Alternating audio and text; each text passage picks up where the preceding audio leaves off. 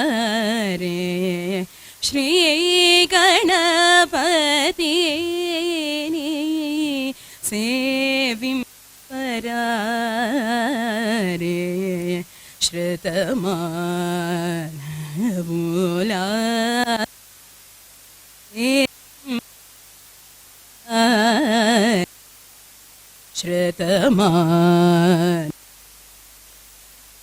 ಶ್ರುತಮಾನ ಸೇವಿಂಪರಾರೆ ಶ್ರೀ ಗಣಪತಿ ಸೇವಿಂಪರಾರೆ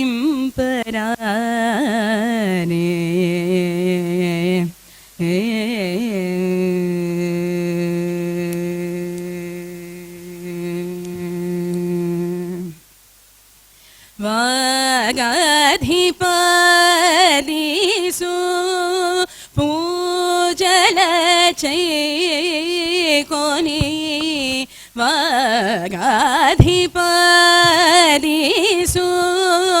ಪೂಜಲ ಚೈಕೋನಿ ಬಾಗನಟಿ ಚೂಚೂನು ವೇಡಲಿನ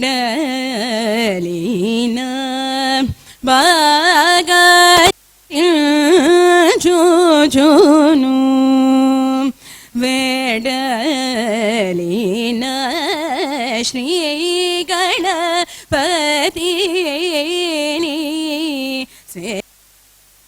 ಪರಾರೆ ಶ್ರುತಮಾನವೂಲರ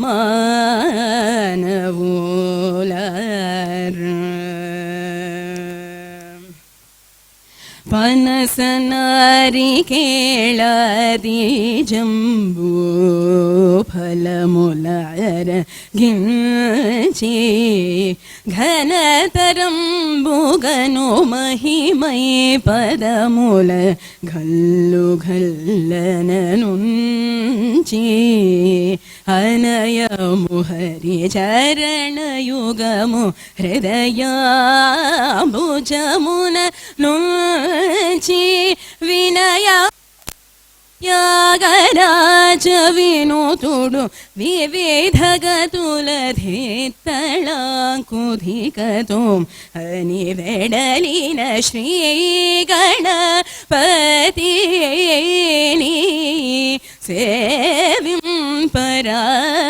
ಸೇವಿಂಪರಾರೆ ಶ್ರುತಮಾನವೂಲರ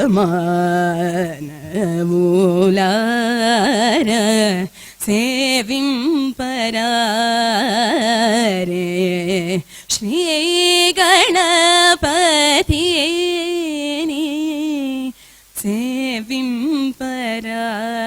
ಸೇವಿಂಪರಾರೆ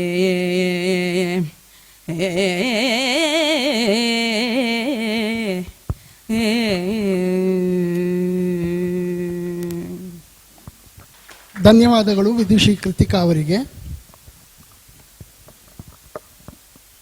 ಇಂದಿನ ಆರಾಧನಾ ಸಂಗೀತೋತ್ಸವದ ಉದ್ಘಾಟನೆಗೆ ಆಗಮಿಸಿರುವ ಗಾನಕಲಾಭೂಷಣ ವಿದ್ವಾನ್ ಡಾಕ್ಟರ್ ಆರ್.ಕೆ. ಪದ್ಮನಾಭ ಅವರಿಗೆ ಆತ್ಮೀಯವಾದ ಆದರದ ಸ್ವಾಗತವನ್ನು ಕೋರುತ್ತೇನೆ. ನಾಡಿನ ಉದ್ದಗಲಕ್ಕೂ ಪರಿಚಿತರಾಗಿರುವ ಶ್ರೀಯುತರನ್ನು ವಿವರವಾಗಿ ಪರಿಚಯಿಸುವ ಸಾಹಸಕ್ಕೆ ನಾನು ಹೋಗುವುದಿಲ್ಲ. Doctor RK. ಪದ್ಮನಾಭ ಅವರು ನಮ್ಮ ನಾಡಿನ ಹೆಮ್ಮೆಯ ಅತ್ಯುತ್ತಮ ಸಂಗೀತ ಸಾಧಕರು, ಬೋಧಕರು, ವಾಗ್ಗೇಯಕಾರರು, ಸಂಘಟಕರು, ಆಯೋಜಕರು, ಸಾಹಿತಿಗಳು, ಉತ್ತಮ ವಾಗ್ಮಿ, ಕ್ರೀಡಾಪಟು ಹಾಗೂ ಕುಸ್ತಿಪಟು. ಶ್ರೀ ವಾದಿರಾಜರ ಮತ್ತು ಶ್ರೀಪಾದರಾಜರ ಅಸಂಖ್ಯಾತ ಕೃತಿಗಳು, ಪಂಚರತ್ನ ಕೃತಿಗಳು, ರಾಗಮಾಲಿಕೆಗಳು, ನವರಾತ್ರಿ ಕೃತಿಗಳು, ನವಾವರಣ ಕೃತಿಗಳು, ಉತ್ಸವ ಸಂಪ್ರದಾಯ ಕೃತಿಗಳು ಹಾಗೂ ಇನ್ನು ನೂರಾರು ಕೃತಿಗಳನ್ನು ಧ್ವನಿಸುರುಳಿಗೆ ಅಳವಡಿಸಿರುವ ಹೆಗ್ಗಳಿಕೆ ಇವರದ್ದು. ಬೋಧಕರಾಗಿ ಅಪಾರವಾದ ಶಿಷ್ಯವೃಂದವನ್ನು ಹೊಂದಿದ್ದು ಬಹಳಷ್ಟು ಮಹಿಳೆಯರಿಗೆ ಸಂಗೀತದ ಎಲ್ಲ ಆಯಾಮಗಳಲ್ಲಿ ತರಬೇತಿಯನ್ನು ಕೊಟ್ಟು ಗೋಷ್ಠಿ ಹಾಗೂ ವೃಂದಗಾನದ ಮೂಲಕ ನಾಡಿನ ಮೂಲೆ ಮೂಲೆಗಳಲ್ಲಿನ ಸಾಮಾನ್ಯ ಜನರಿಗೂ ಸಂಗೀತ ತಲುಪುವಂತೆ ಮಾಡಿರುವ ಇವರ ಪ್ರಯತ್ನ ಅಪಾರವಾದ ಜನಪ್ರಿಯತೆಯನ್ನು ಯಶಸ್ಸನ್ನು ಕಂಡಿದೆ. ವಾಗ್ಗೇಯಕಾರರಾಗಿ ನೂರಾರು ಕೃತಿಗಳನ್ನು ಪದ್ಮನಾಭದಾಸ ಎಂಬ ಅಂಕಿತೊಡನೆ ರಚಿಸಿ ಕನ್ನಡದಲ್ಲಿ 72 ಮೇಳಕರ್ತ ರಾಗಗಳಲ್ಲಿ ಕೃತಿಗಳನ್ನು ರಚಿಸಿರುವ ಏಕೈಕ ಸಂಗೀತ ಕಲಾವಿದರು. ಇವರು ಸಂಘಟಿಸಿ ಆಯೋಜಿಸಿರುವ ಲೆಕ್ಕವಿಲ್ಲದಷ್ಟು ಸಂಗೀತ ಸಭೆಗಳು, ಸಂಗೀತ ಸಮ್ಮೇಳನಗಳು, ಗೋಷ್ಠಿಗಾನಗಳು ಹಾಗೂ ವಿಚಾರಗೋಷ್ಠಿಗಳು ಅತ್ಯಂತ ವೈಶಿಷ್ಟ್ಯಪೂರ್ಣವಾಗಿದ್ದು 2 ಗಮನಾರ್ಹ ಸಂಗತಿಗಳು ಕಂಡುಬರುತ್ತವೆ. ಒಂದು, ಬರುವ ಎಲ್ಲರನ್ನೂ ವೈಯಕ್ತಿಕವಾಗಿ ಆದರದಿಂದ ಬರಮಾಡಿಕೊಂಡು ಉಪಚರಿಸುವುದು ಇವರ ಸರಳತೆ, ಸಜ್ಜನಿಕೆ ಮತ್ತು ಹೃದಯ ವೈಶಾಲ್ಯತೆಯನ್ನು ತೋರಿಸುತ್ತದೆ. ಎರಡನೆಯದು, ಅದ್ಭುತವಾದ ಸಂಗೀತ ರಸದೌತಣದ ಜೊತೆಗೆ ತೃಪ್ತಿಕರವಾದ ಊಟದ ವ್ಯವಸ್ಥೆ ಯಾವಾಗಲೂ ಇದ್ದೇ ಇರುತ್ತದೆ. ಇವರು ಉತ್ತಮ ವಾಗ್ಮಿ. ಗಂಟೆಗಟ್ಟಲೆ ಕುಳಿತು ಸರಾಗವಾಗಿ ಹಾಡುವ ಶರೀರದ ಜೊತೆಗೆ ದೇವರು ಇವರಿಗೆ ಪೂರಕವಾದ ಶಾರೀರವನ್ನೂ ಕೂಡ ಕರುಣಿಸಿದ್ದಾನೆ. ಸಾಹಿತಿಗಳಾಗಿ ಸಂಗೀತವನ್ನು ಕೇಂದ್ರ ಬಿಂದುವನ್ನಾಗಿಸಿಕೊಂಡು ಅನೇಕ ಜನಪ್ರಿಯ ಕಾದಂಬರಿಗಳನ್ನು ಬರೆದಿದ್ದಾರೆ. ಇತ್ತೀಚಿನ ಕಾದಂಬರಿ ಸುವರ್ಣಗಾನ ಡಿಸೆಂಬರ್ 24ರಂದು ಮೈಸೂರಿನ ನಾಚಾರಮ್ಮ ಭವನದಲ್ಲಿ ಲೋಕಾರ್ಪಣೆಗೊಂಡಿತು. ಸದ್ಯದಲ್ಲೇ ಮಾರುಕಟ್ಟೆಗೆ ಬರಲಿದೆ. ಸಂಗೀತ ಕ್ಷೇತ್ರಕ್ಕೆ ಇವರ 2 ಅತ್ಯಮೂಲ್ಯವಾದ ಕೊಡುಗೆಗಳೆಂದರೆ ರುದ್ರಪಟ್ಟಣಹಳ್ಳಿಯಲ್ಲಿ ನಿರ್ಮಿತಗೊಂಡ ಸಪ್ತಸ್ವರ ದೇವತಾ ಧ್ಯಾನ ಮಂದಿರ. ಇದು ಸಂಗೀತ ಕಲೆ ಮತ್ತು ಶಿಲ್ಪಕಲೆಯ ಮೇಳ. ಮತ್ತೊಂದು ಬೆಂಗಳೂರಿನ ಅರಕೆರೆಯಲ್ಲಿರುವ ಶ್ರೀ ವಾದಿರಾಜ ಭವನ. ಇನ್ನು ಇವರ ಸಂಗೀತ ಸಾಧನೆ ಮತ್ತು ಸೇವೆಗೆ ಸಂದಿರುವ ಬಿರುದು, ಸನ್ಮಾನ, ಪುರಸ್ಕಾರಗಳ ಪಟ್ಟಿಯೂ ಕೂಡ ಅಷ್ಟೇ ದೊಡ್ಡದಾಗಿದೆ. ಬಹುಮುಖ್ಯವಾಗಿ ಗಾನಕಲಾಭೂಷಣ, ಕೆಂಪೇಗೌಡ ಪ್ರಶಸ್ತಿ, ಸಂಗೀತ ನಾಟಕ ಅಕಾಡೆಮಿ ಪ್ರಶಸ್ತಿ. ನಮ್ಮ ದೇಶದ ಗೌರವಾನ್ವಿತ ರಾಷ್ಟ್ರಪತಿಗಳಾದ ಶ್ರೀಮತಿ ದ್ರೌಪದಿ ಮುರ್ಮು ಅವರಿಂದ ಚಿಕ್ಕಬಳ್ಳಾಪುರದ ಶ್ರೀ ಸತ್ಯಸಾಯಿ ಸಭಾಂಗಣದಲ್ಲಿ ಗೌರವ ಡಾಕ್ಟರೇಟ್ ಪದವಿಯನ್ನು ನೀಡಿ ಸನ್ಮಾನಿಸಲಾಯಿತು. Doctor RK. ಪದ್ಮನಾಭ ಅವರ ಈ ಸಂಗೀತ ಸಾಧನೆ ಮತ್ತು ಸೇವೆ ನಿರ್ವಿಘ್ನವಾಗಿ ಹೀಗೆ ಮುಂದುವರಿಯಲು ಭಗವಂತನು ಇವರಿಗೆ ಆಯುಸ್ಸು, ಆರೋಗ್ಯಗಳನ್ನು ಕೊಡಲೆಂದು ನಿಮ್ಮೆಲ್ಲರ ಪರವಾಗಿ ಪ್ರಾರ್ಥಿಸುತ್ತೇನೆ.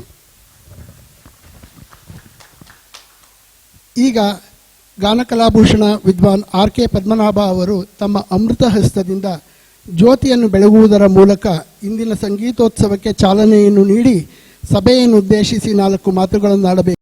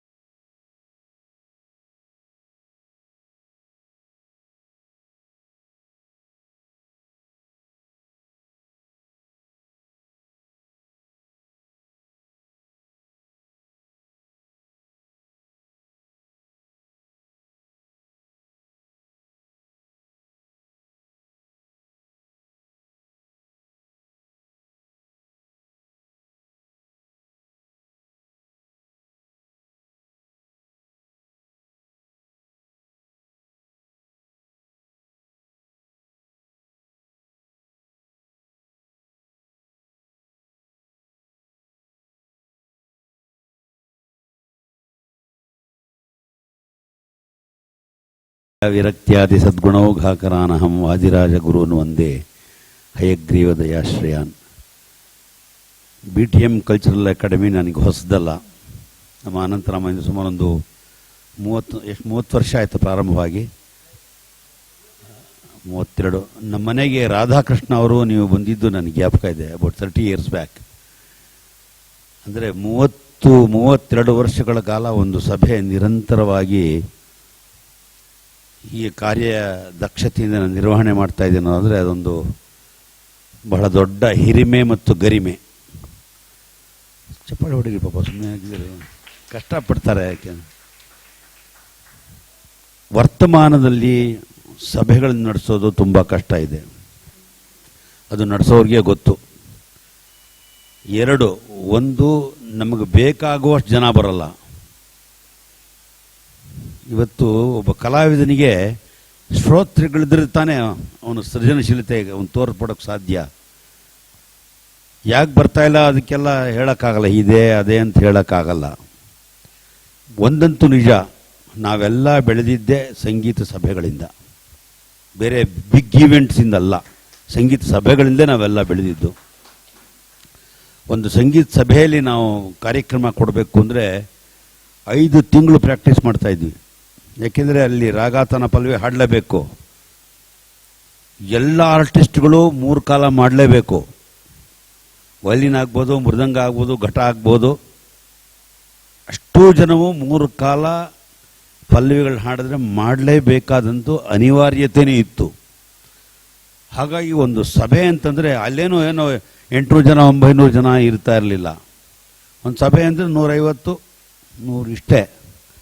ಆದರೆ ಬರ್ತಾ ಇದ್ದವರೆಲ್ಲ ಹೈಲಿ ನಾಲೆಡ್ಜಬಲ್ಸ್ ಅಂಥ ಆಡಿಯನ್ಸ್ಗಳು ಬರ್ತಾಯಿದ್ರು. ಅವ್ರ ಮುಂದೆ ಹಾಡೋಕ್ಕೆ ಖುಷಿ ಆಗೋದು, ಸಂತೋಷ ಆಗೋದು, ಹೆದರಿಕೆನೂ ಆಗೋದು.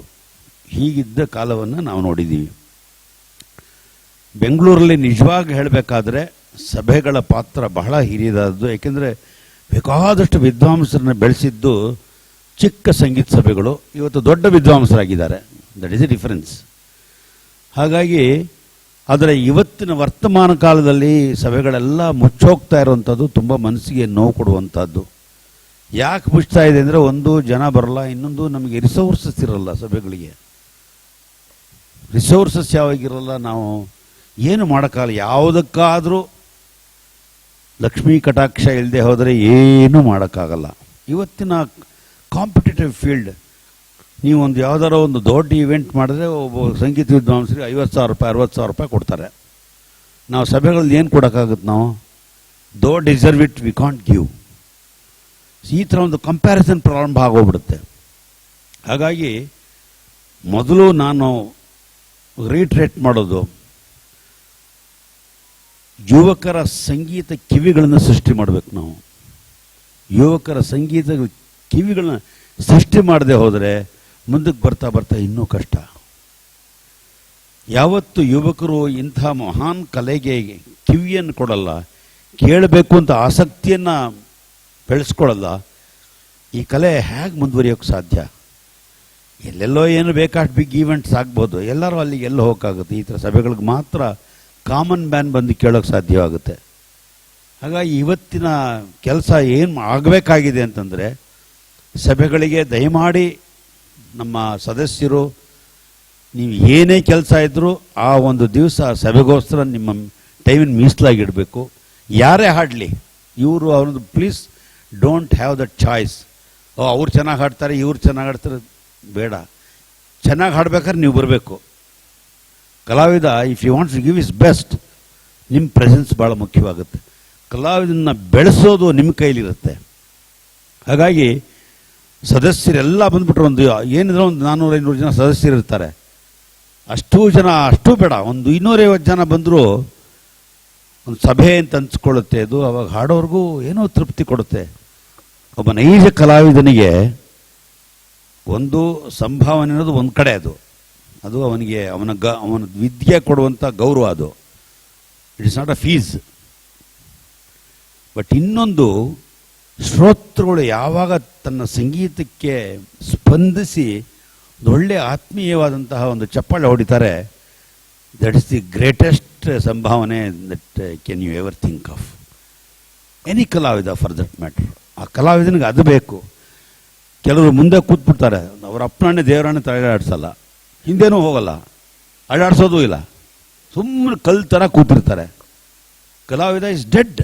ಅವಾಗ ಸ್ವಲ್ಪ ಸ್ಪಂದನೆ ಇರಬೇಕು. ಯಾವತ್ತು ಕಲಾವಿದರಿಗೆ ಮುಂದೆ ಕೂತವರು ಸ್ವಲ್ಪ ಖುಷಿಯಾಗಿ ಹೀಗೆ ಅನ್ಬೇಕು. ಹೇಗೆ ನಿಮ್ಗೆ ಇಷ್ಟ ಇದೆ ಬಿಡು, ಹೀಗನ್ನಿ, ಪರವಾಗಿಲ್ಲ, ಆಮೇಲೆ ಇಂಪ್ರೂವ್ ಆಗುತ್ತದೇನೆ. ಒಬ್ಬ ಕಲಾವಿದನ ನೀವು ಅವನಿಗೆ ಉತ್ತೇಜನ ಕೊಡಬೇಕಾದ್ರೆ ಏನೋ ನೀವು ಸ್ಪಂದಿಸಬೇಕು. ಕಲಾವಿದನಿಗೆ ಒಂದು ರಾಗ, ಒಂದು ತಾಳ ವಶಪಡಿಸ್ಕೋಬೇಕಾದ್ರೆ 10 ವರ್ಷಗಳು ಅದಕ್ಕೋಸ್ಕರ ಹೆಣಗಬೇಕು. ನಾವು 10 ವರ್ಷಗಳು, ಒಂದು ದಿವಸ ಅಲ್ಲ. ಆ 10 ವರ್ಷ ಹೆಣಿಗೆ ಇಂಥ ಪ್ಲ್ಯಾಟ್ಫಾರ್ಮಿಗೆ ಬರ್ತೀವಿ ನಾವು. 10 ವರ್ಷಗಳು ಕಷ್ಟಪಟ್ಟಿದ್ದಕ್ಕೆ ನಿಮ್ಮ ಒಂದು 5 ಸೆಕೆಂಡ್ಗಳ ಕರತಾಡನ ನಮ್ಮ ಎಲ್ಲ ಶ್ರಮವನ್ನು ಮರೆಸ್ಬಿಡುತ್ತೆ, ಖುಷಿ ಆಗ್ಬಿಡ್ತೀವಿ ನಾವು ಕಲಾವಿದರು. ಇದು ಆಗಬೇಕು. ಇದು ಬೇರೆ ಎಲ್ಲೂ ಆಗೋಕ್ಕೆ ಸಾಧ್ಯವಿಲ್ಲ. ಈಗಿನ ಬೇರೆ ಬಿಗ್ ವಿಂಡ್ಸ್ ಚಪ್ಪಾಳೆಗಳೇ ಬೇರೆ, ಅದಕ್ಕೂ ಇದಕ್ಕೂ ಸಂಬಂಧ ಇಲ್ಲ.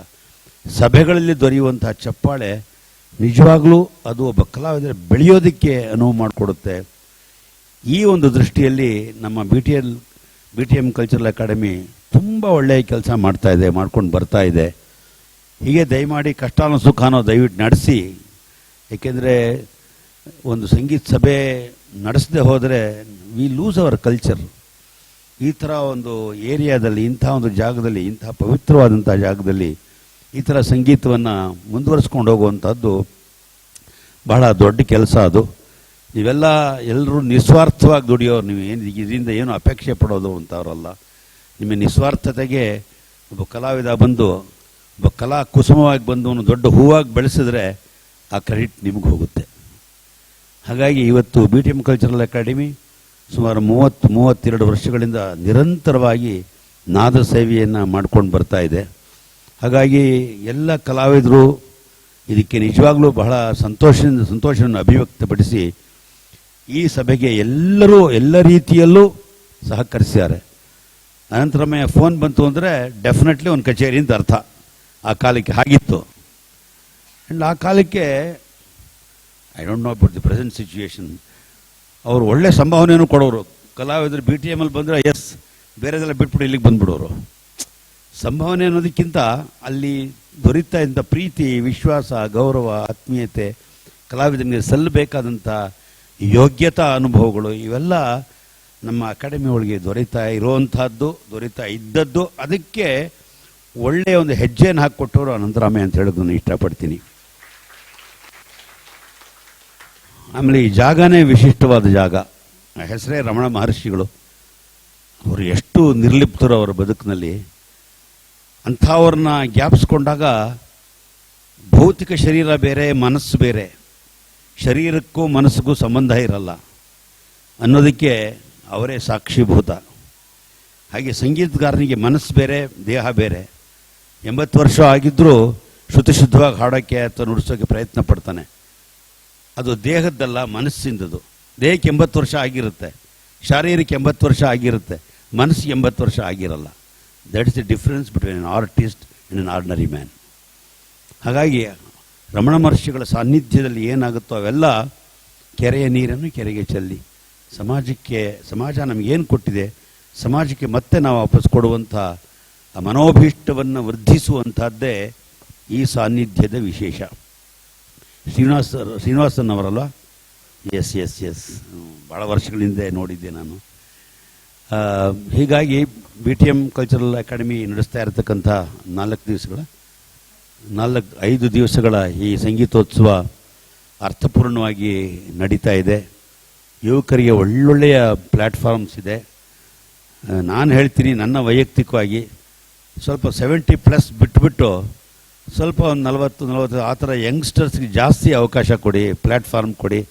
We have done enough, we have played enough, we have performed enough. ಸಾಕು, ನಮಗೆ ಈ ಥರ ಕರೆಸಿ ಭಾಷಣ ಮಾಡೋಕ್ಕೆ ಅಂತ ಹೇಳ್ತಾ, ನಮ್ಮ ಸಭೆ ಹೀಗೆ ಆತ್ಮೀಯವಾಗಿ ಕಲಾವಿದರನ್ನು ಕರೆಸಿ ಒಳ್ಳೊಳ್ಳೆಯ ಕಾರ್ಯಕ್ರಮಗಳು ಮಾಡಿ ತನ್ಮೂಲಕ ಸಂಸ್ಕೃತಿಯನ್ನು ಬೆಳೆಸಲಿ, ಸನಾತನ ಧರ್ಮವನ್ನು ಬೆಳೆಸಲಿ. ಸನಾತನ ಧರ್ಮ ಅಂದರೆ ಬೇರೆ ಯಾವುದೂ ಅಲ್ಲ, ಅದರಲ್ಲಿ ಸಂಗೀತವೇ ಸನಾತನ ಧರ್ಮ ಅಂತ ನಾನು ಹೇಳ್ತೀನಿ. ಸಂಗೀತ ಇಲ್ಲದೆ ಹೋದರೆ ನಾವೆಲ್ಲ dry, all of us are dry. Without music it is dryness. ಹಾಗಾಗಿ ನೀವು ಯಾವತ್ತೂ ಸಂಗೀತವನ್ನು ಅಷ್ಟು ಸೀರಿಯಸ್ ಆಗಿ ತಗೊಂಡಾಗ ಮಾತ್ರ ನಮ್ಮ ಸಂಸ್ಕೃತಿ ಉಳಿಯೋಕ್ಕೆ ಸಾಧ್ಯ ಆಗುತ್ತೆ. ಆ ಸಂಸ್ಕೃತಿನ ಉಳಿಸೋದಕ್ಕೆ ಸಭೆಗಳೇ ಪಾತ್ರವಾಗಿವೆ ಅಂತ ಹೇಳೋಕ್ಕೂ ನಾನು ತುಂಬ ಹೆಮ್ಮೆಯಿಂದ ಹೇಳ್ತೀನಿ. ಹಾಗಾಗಿ B T M cultural academy ಬಹಳ ಸೊಗಸಾದಂತಹ, ಅರ್ಥಪೂರ್ಣವಾದಂತಹ, ಸಮಾಜಕ್ಕೆ ಬೇಕಾದಂತಹ ಈ ಸಂಗೀತ ಕಾರ್ಯಕ್ರಮಗಳನ್ನು ಆಯೋಜನೆ ಮಾಡಿ ತನ್ಮೂಲಕವಾಗಿ ಸಂಸ್ಕೃತಿಯನ್ನು ಬೆಳೆಸ್ತಾ ಇರೋದು. ನಾವೆಲ್ಲ ಕಲಾವಿದರು ತುಂಬ ಸಂತೋಷ ಪಡ್ತೀವಿ ಇಲ್ಲಿಗೆ ಬರೋದಕ್ಕೆ. ಆತ್ಮೀಯವಾಗಿ ಬರ್ತೀವಿ, ಸಂತೋಷವಾಗಿ ಬರ್ತೀವಿ. ಹಾಗೆಯೇ ಕಲಾವಿದರನ್ನ ಯಾವತ್ತು ನೀವು ಗೌರವವಾಗಿ ಕಾಣ್ತೀರಿ ಅಲ್ಲಿ ತನಕ ಸಂಸ್ಥೆಗೆ ಏನು ಯೋಚನೆ ಇಲ್ಲ. Very good, let it become 1000. ಹಾಗಾಗಿ ಇವತ್ತು ನನ್ನನ್ನು ಕರೆಸಿ ಇಷ್ಟು ಆತ್ಮೀಯವಾಗಿ ನೀವು ಗೌರವಿಸಿದ್ದೀರಿ. ಹಾಗಾಗಿ ನಿಮಗೆ ನಾನು ಆತ್ಮೀಯವಾದ ಕೃತಜ್ಞತೆಗಳನ್ನು ಸಮರ್ಪಣೆ ಮಾಡ್ತೀನಿ. ನಾನು ಯಾವತ್ತೂ ಕೇಳ್ಕೊಳ್ಳೋದು, ಯಾಕೆಂದರೆ ಯಾವತ್ತೂ ಒಬ್ಬ ಸಂಗೀತ ವಿದ್ವಾಂಸ ಅಪೂರ್ಣತೆಯೇ, ಪೂರ್ಣತ್ವ ಇರೋಕ್ಕೆ ಸಾಧ್ಯವೇ ಇಲ್ಲ, ಅಪೂರ್ಣತೆಯೇ. ಆದರೂ ನಾವು ಗುರುಗಳನ್ನು ಪ್ರಾರ್ಥನೆ ಮಾಡೋದು ಏನು? ಸತ್ಯ ಸುನಾದದ ಚಿಲಕವ ಸರಿಸಿ, ರಾಗ ತಾಳಗಳ ಕೋಟೆಯ ಭೇದಿಸಿ, ಕೃತಿ ಕೀರ್ತನದ ಅಂಗಳ ತೋರಿಸಿ, ಗೇಯ ಗಾನ ಗುಡಿಯಲ್ಲಿರುವ ಅಗೋಚರ ನಿರಾಕಾರ ನಾದಬ್ರಹ್ಮನ ಅನುಭವಕ್ಕೆ ತಾರೋ ಈ ಪದ್ಮನಾಭದಾಸಗೆ ಗುರುವಾದಿರಾಜ ನಮಸ್ಕಾರ.